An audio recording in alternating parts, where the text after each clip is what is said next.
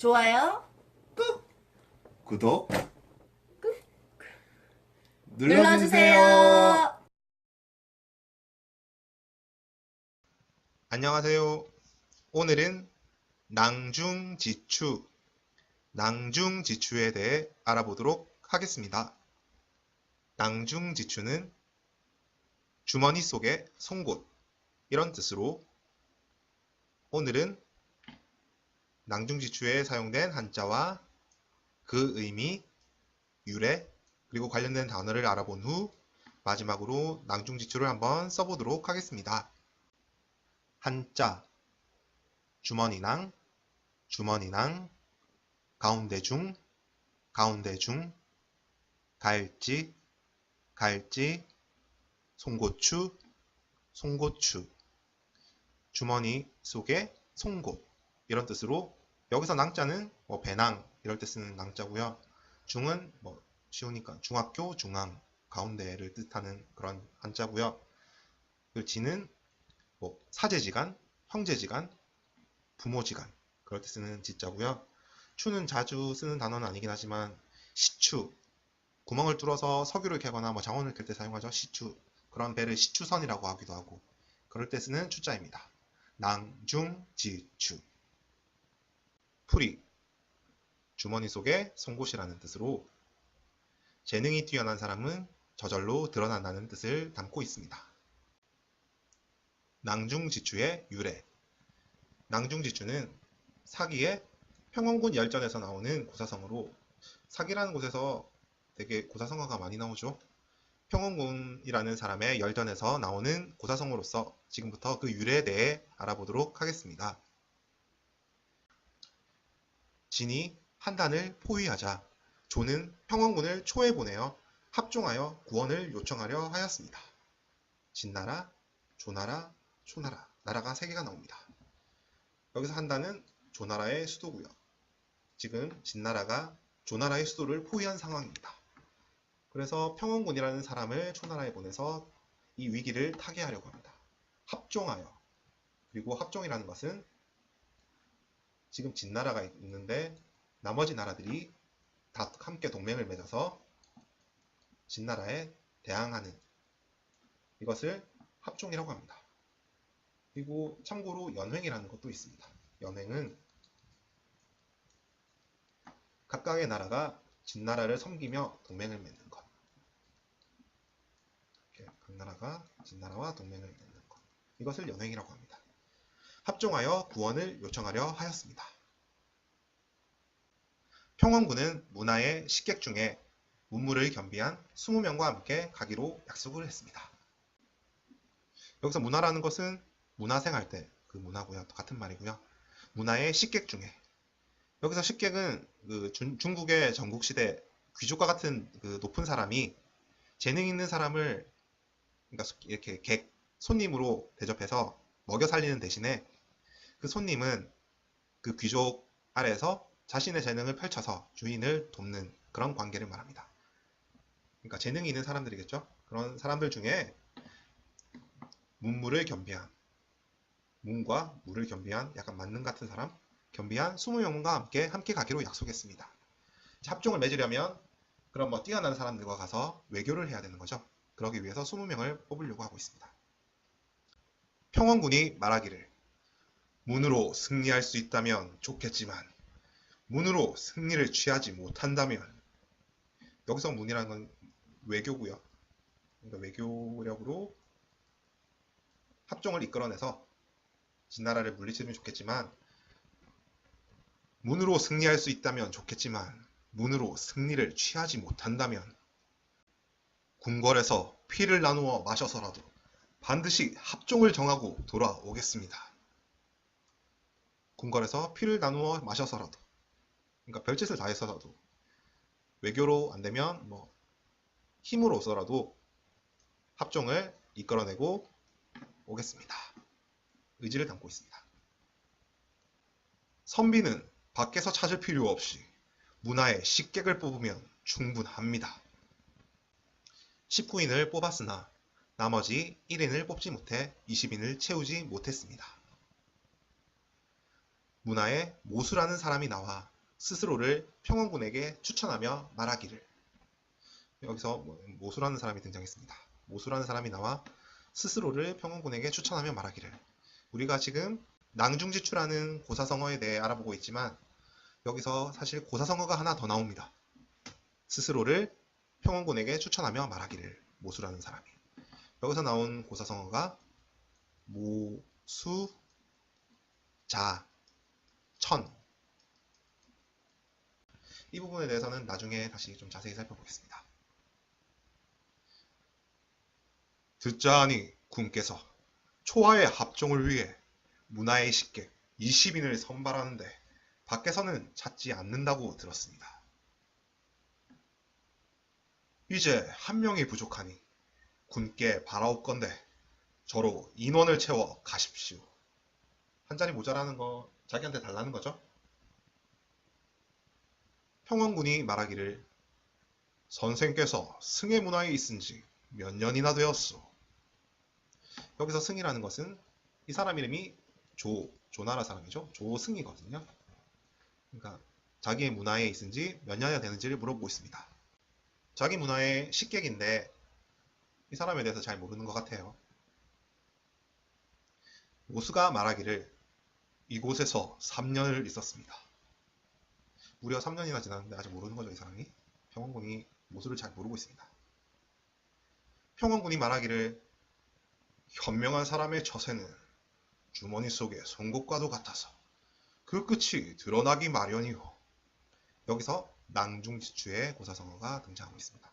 현명한 사람의 처세는 주머니 속의 송곳과도 같아서.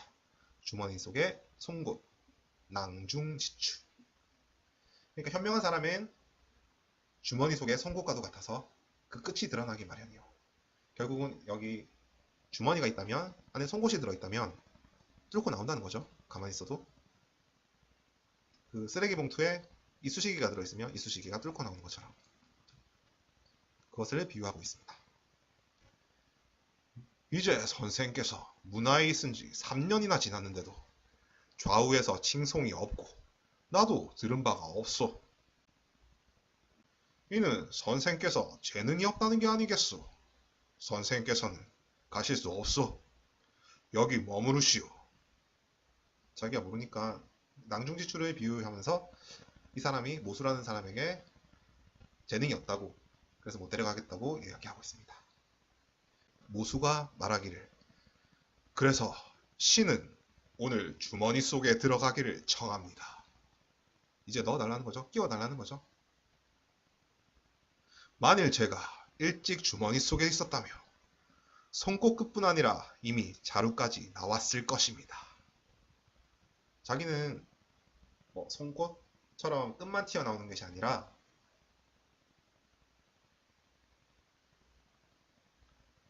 이렇게 끝만 튀어나오는 것이 아니라 자루까지 튀어나오는 거죠. 그러니까 자기가 훨씬 뛰어난다는 것을 비유적으로 설명하고 있습니다. 이미 자루까지 나왔을 것입니다. 평원군은 결국 모수를 함께 데려갔습니다. 19인은 눈으로 비웃었으나 소리는 내지 않았습니다.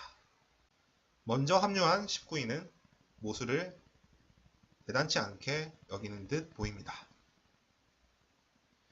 모수는 초에 이르러 19인과 함께 논의를 했고 19인은 모수에게 다 감복했습니다. 처음에는 다 비웃었었죠. 그만큼 모수라는 사람이 뭔가 특별하다는 것을 간접적으로 보여주고 있습니다. 평원군은 초와 합종의 이해를 논의했는데 해가 뜰 때 시작하여 해가 중천에 왔으나 합종이 결정되지 않았습니다. 해가 뜰 때부터 아침부터 오후까지 했는데 아직 결정되지 않았습니다. 보통 외교라는 것은 그냥 할래 안 할래? 이게 아니죠. 각국의 이해관계, 좋고 나쁘고를 따져보면서 그렇게 외교를 하게 되죠. 아직 합종이 결정되지 않았습니다. 19인이 모수를 가리키며 말하기를 선생께서 오르시지요. 아까 토의했을 때 모수가 나머지 19인들을 감복시켰죠. 그만큼 모수를 이제 높게 평가해서 선생님께서 좀 도와줘라 뭐 이렇게 얘기하는 거죠.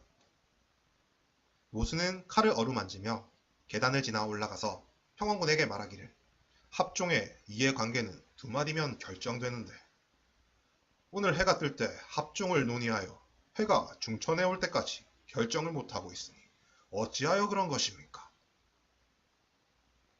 모수는 칼을 어루만지며 약간 협박하는 느낌이죠. 초나라 사람들 봐라. 두 마디면 되는데 왜 시간 끌고 있냐 이렇게 물어보고 있습니다. 초왕이 평원군에게 말하기를 저 사람은 뭐하는 사람이요? 약간 열받았죠? 뭐하는 사람인데 끼어들었냐 뭐 이런 느낌. 평원군이 말하기를 이 조승의 사인입니다.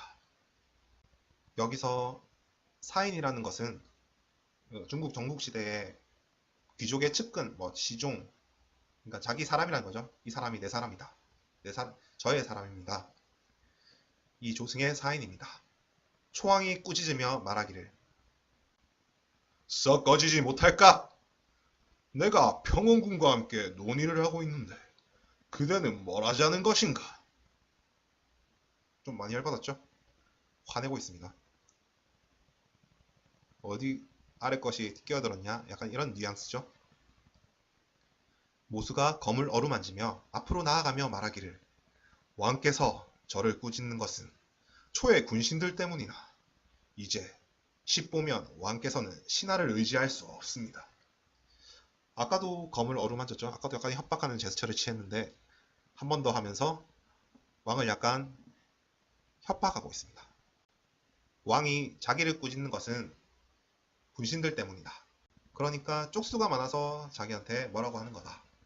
하지만 내가 조금만 더 앞으로 간다면 네 목숨을 보장할 수 없다. 좀 협박의 강도가 좀 세졌죠? 왕의 목숨은 저 모수의 손에 달려 있습니다. 제 주군께서 앞에 계신데 어찌 꾸짖으십니까? 협박이 이어지고 있습니다.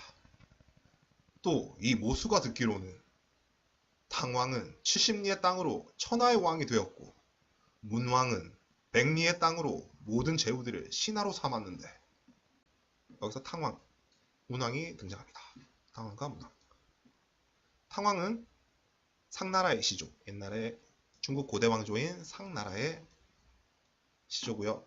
문왕은 주나라의 시조입니다. 결국 우리나라로 따진다면 이성계 또는 왕건 이런 사람이 되겠죠. 그런 사람들은 70리, 10리가 4km죠. 10리가 4km입니다. 10리는 4km. 겨우 28km의 땅으로 천하의 왕이 되었고 문왕은 100리의 땅으로 40km 모든 제후들을 신하로 삼았는데 결국 땅 많다고 힘이 세다고 왕이 되는 건 아니라고 말하고 있습니다. 그것이 군사가 많아서였겠습니까? 참으로 그 형세를 잘 파악하여 그 위험을 떨쳤기 때문입니다. 쪽수가 많아서 그런 게 아니라 그걸 잘 살폈다는 거죠. 그럼 안목이 뛰어났다는 것을 말해주고 있습니다. 지금 초 땅은 사방 5천리에 군사가 100만인데 이는 패왕의 바탕으로 초의 강함은 천하도 당해낼 수 없습니다. 무려 5천리. 아까 제일 많았던 사람이 100리죠. 그거의 50배. 거기다 군사가 100만. 옛날 시대에 100만을 갖고 있는데 초가 엄청 세다는 걸 초를 띄워주고 있죠. 초를 띄워주고 있습니다. 너도 충분하다. 백기는 보잘것없는 사람이나 수많은 군대를 이끌고 초와 싸워 첫 번째 전투에서 언령을 빼앗고 두 번째 전투에서 일흥을 불사르고 세 번째 전투에서 왕의 선대를 욕보였습니다. 이는 백세의 원한이요 조나라의 수치인데 왕께서는 이를 모르시는 것입니까? 이제 백기라는 사람을 들먹이면서 이야기를 이어가고 있습니다. 백기는 진나라의 장군으로 여러가지 수많은 공훈을 세운 사람입니다. 백기라는 사람이 수많은 군대를 이끌고 초와 언령을 빼앗고 일흥을 불사르고 왕의 선대를 욕보였습니다. 결국 엄청난 수모를 당했다는 거죠. 3번씩이나 졌다 한 사람한테.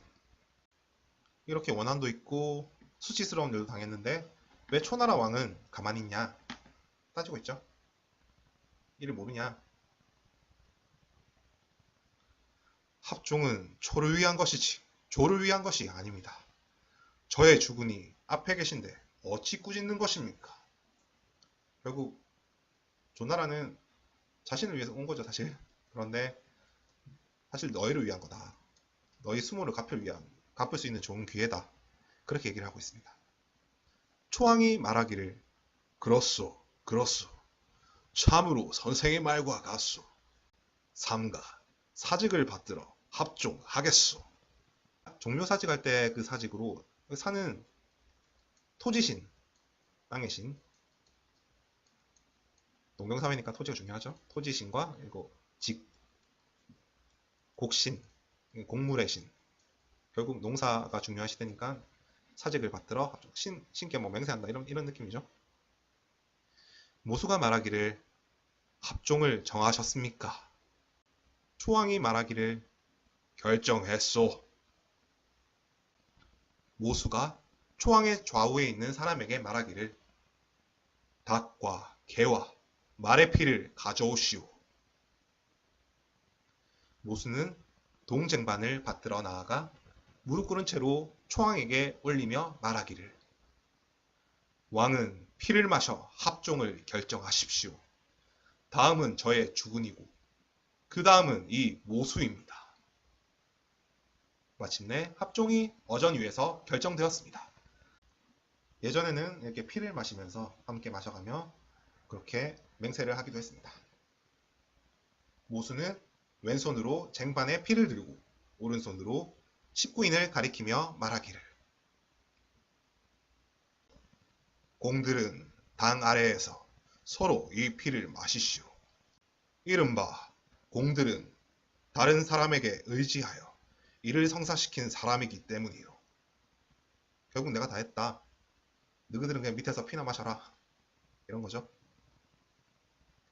평원군은 합종을 한 후 얼마 되지 않아 돌아갔고 조에 돌아와서 말하기를 이 승은 감히 다시 인재를 고르지 않겠소. 많게는 1000, 적게는 수백의 인재를 고르며 스스로 천하의 인재를 잃은 적이 없다고 했는데 모 선생에게 큰 실수를 했소이다. 모 선생은 초에 한 번 간 것이 조를 구정과 대려보다 무겁게 했소. 평원군은 자신의 잘못을 시인하면서 구정 그리고 대려 이 두 개로 비유합니다.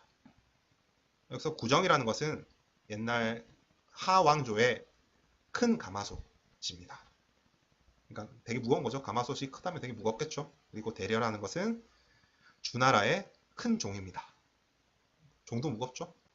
그만큼 모수의 활약이 대단했다고 말하고 있습니다. 모 선생의 세치여가 100만의 군사보다 강했소. 이 조승은 감히 다시는 인재를 고르지 않겠소. 마침내 모수를 상객으로 삼았습니다. 여기까지가 낭중지추의 유래입니다. 사실 낭중지추는 앞에 나왔죠. 하지만 조금 더 이해를 잘하기 위해서는 끝까지 보는 게 낫다고 생각해서 끝까지 살펴보았습니다. 낭중지추의 풀이 부연사 지 처세야. 지혜로운 사람의 처세는 비약 추지 처 낭중. 비유하건대 주머니 속에 있는 송곳과 같아서 기말 입현 그것의 끝이 드러나기 마련이다. 낭중지추의 유래입니다. 앞에서 살펴봤죠? 주머니 속의 송곳. 재능이 뛰어난 사람은 저절로 드러난다. 뭐 특별히 자신의 재능이 드러나기 위해서 제스처를 취하지 않더라도 드러나게 되어 있다. 뛰어난 재능을 비유한 말입니다. 그리고 앞에 낭중지추 말고도 하나가 더 있었죠. 문화, 유, 모수자. 문화에 모수라는 사람이 있었습니다. 전, 자찬, 업, 병원군, 왈. 앞으로 나와서 스스로 추천하면서 병원군에게 말했습니다. 여기서 나온 것이 모수자천. 모수자천. 모수가 스스로 추천했다. 그러니까 결국 자기 자신을 스스로 추천할 때 쓰는 고사성어입니다. 근데 이것은 오늘날에는 조금 의미가 변형되어서 두서없이 아무것도 모르고 나서는 사람이나 아무런 부끄러움 없이 자기 자신을 내세우는 사람, 이럴 때 모수자천을 사용하기도 합니다. 참고, 군계일학, 군계일학, 무리군, 닭계, 한일, 학학, 무리군, 닭계, 한일, 학학.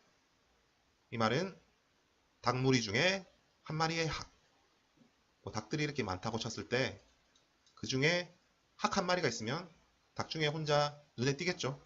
결국 재주가 있는 사람은 눈에 띄게 마련이다. 낭중지추와 비슷한 뜻이라고 할 수 있습니다. 백미, 백미, 흰백, 눈썹미, 흰백, 눈썹미. 말 그대로 흰 눈썹이라는 뜻으로 흰쌀하고는 상관없고요. 이것은 삼국지에 등장하는 고사성어입니다. 아주 유명한 고사성어입니다. 삼국지에 마량이라는 사람이 있었습니다. 마량. 마량은 5명의 형제가 있었습니다. 5명의 형제가 있었고 이 5명의 형제는 전부 다 재주가 뛰어났습니다. 그런데 특히 그 중에서도 마량이라는 사람이 가장 재주가 뛰어났습니다.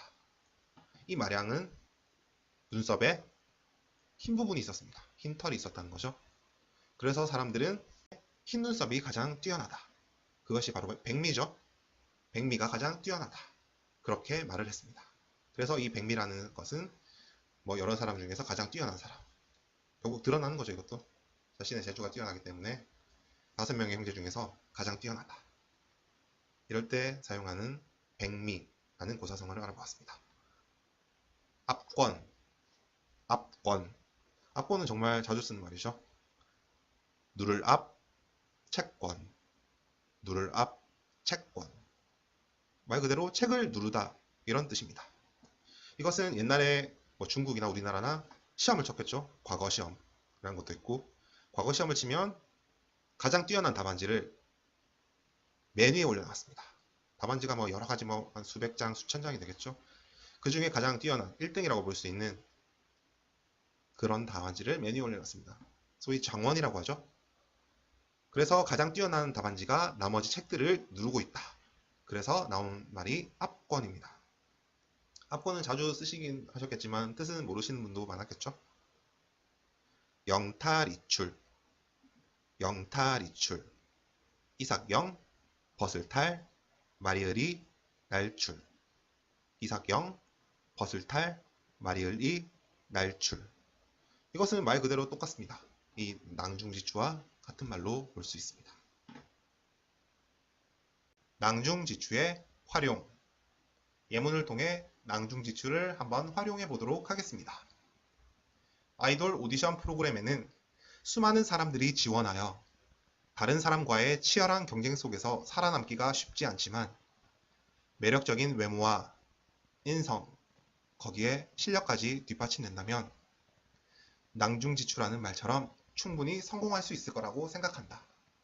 요즘 오디션 프로그램이 되게 많고 지원자들도 되게 많죠. 쇼미더머니라든지 프로듀스라든지 엄청 많죠. 하지만 외모도 되고 인성도 되고 실력까지 되면 어떠한 상황에서도 데뷔를 할 수 있을 거라고 생각합니다. 결국 실력이 되면, 재능이 뛰어나면 성공할 수 있다. 낭중지추를 이용해 활용해 보았습니다. 마지막으로 낭중지추를 한자로 한번 써보도록 하겠습니다. 주머니낭. 하나, 둘, 셋, 넷, 다섯, 여섯, 일곱, 여덟, 아홉, 열, 열하나, 열둘, 열셋, 열넷, 열다섯, 열여섯, 열일곱, 열여덟, 열아홉, 스물, 스물하나, 스물둘. 주머니낭. 가운데 중. 하나, 둘, 셋, 넷. 가운데 중. 갈지. 하나, 둘, 셋, 넷. 갈지. 송곳추. 하나, 둘, 셋, 넷, 다섯, 여섯, 일곱, 여덟, 아홉, 열, 열하나, 열둘, 열셋, 열넷, 열다섯, 열여섯. 송곳, 추. 한 번 더 써보도록 할게요. 주머니, 낭. 하나, 둘, 셋, 넷, 다섯, 여섯, 일곱, 여덟, 아홉, 열, 열하나, 열둘, 열셋, 열넷, 열다섯, 열여섯, 열일곱, 열여덟, 열아홉, 스물, 스물하나, 스물둘.